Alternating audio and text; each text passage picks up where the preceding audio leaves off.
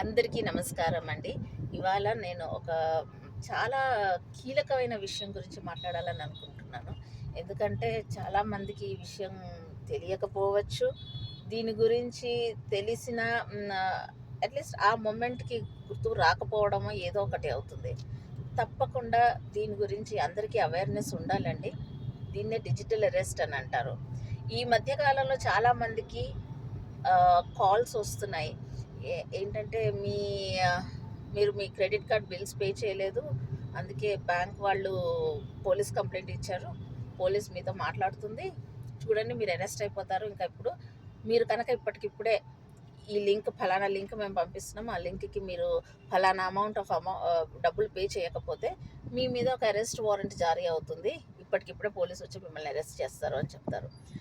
ఇది కాకపోతే మీ పేరున ఏదో కొరియర్ వచ్చింది, దాంట్లో ఏదో డ్రగ్స్ ఉన్నాయి, దానివల్ల మీకు డ్రగ్ ట్రాఫికింగ్ కేసులో పడేస్తారు మిమ్మల్ని.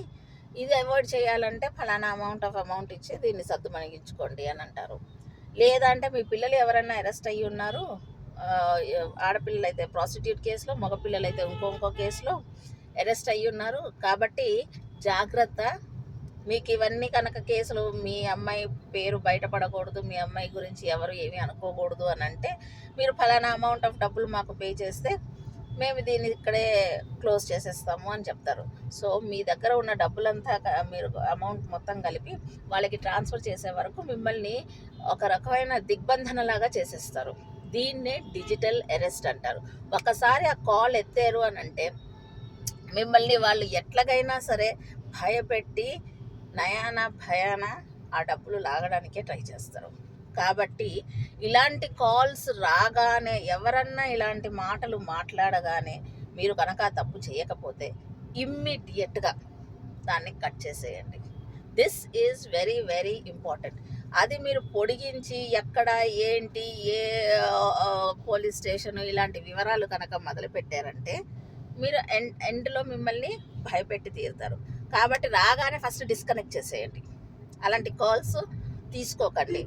దాన్ని మీ దగ్గర కనుక ట్రూ కాలర్ అంటే స్పామ్ అని కానీ డేంజరస్ అని కానీ పేరు పెట్టి దాన్ని ఇది చేసేయండి. ఓకే, ఇది వెరీ వెరీ ఇంపార్టెంట్ అండి.